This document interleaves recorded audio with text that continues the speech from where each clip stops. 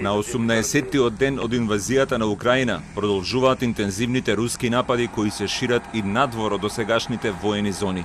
Бараж на руски проектили паднал врз украинската воена база во местото Јаворив, во близина на границата со Полска, при што биле убиени најмалку 35, а ранети 134 луѓе, потврди гувернерот на регионот Лвов. Според украински извори, врз објектите каде НАТО инструкторите вршат обука на украинските војници, како дел од програмата Партнерство за мир, со која се предвидува соработка меѓу НАТО членките и земјите кои не се дел од алијансата, биле истрелани 30 на проектили. Станува збор за база која опфаќа територија од 390 квадратни километри, каде може да се сместат околу 1790 луѓе, иако нема информации колку луѓе се наоѓале таму во моментот на нападот. Сьогодні Львівщина кидалась удар. Удар був здійснений ракетами, попередньо літаками з Саратова, Росії. Піднялись літаки, здійснили удар на бойовому своєму курсі, не залітаючи на територію. Було випущено, за попередніми даними, більше 30 ракет. Спрацювала система протиповітряної оборони. Певну кількість було збито. Під удар попав Јаворівський полігон.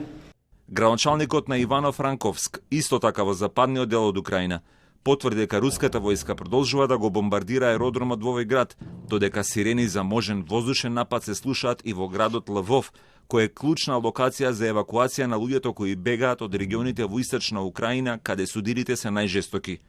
Нападите на западот од Украина се очекувана ескалација откако режимот на Путин предупреди дека ќе напаѓа цели и во овој дел од државата, во вид да го спречи доставувањето на противтенковско и противвоздушно оружје од НАТО членките и од Европската унија. На истокот и југот од Украина најкритично е во градовите Мариупол и Харков. Градот Харков досега беше најжестоко бомбардиран од руските окупациони сили, каде огромна материјална штета е нанесена и на голем број стамбени објекти.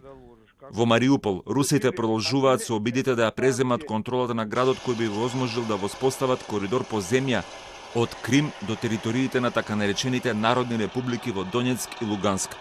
Жестоките напади се закануваат да предизвикаат вистинска хуманитарна катастрофа во градот со над 440.000 жители, кои живеат без струја, грејење и со се помалку вода и храна.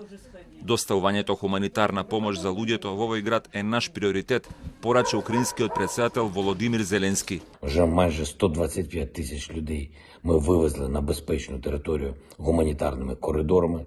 Сьогодні ключове завдання – Маріуполь. Наш гуманітарний вантаж, наша колона у 2 годинах від Маріуполя. Всього лише 80 кілометрів.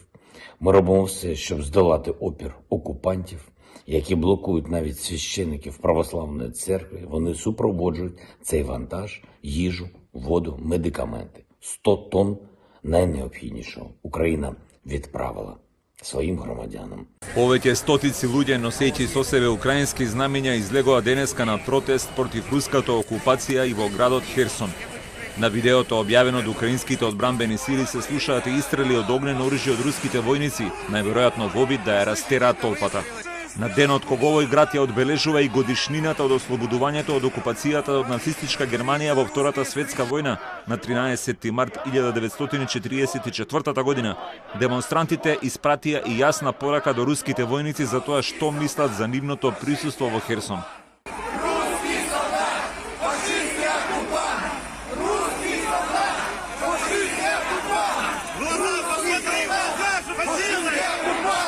Тешка е состојбата и во градот Чернихив, каде една стамбена висококатница била погодена со проектил, при што најмалку еден човек бил убиен.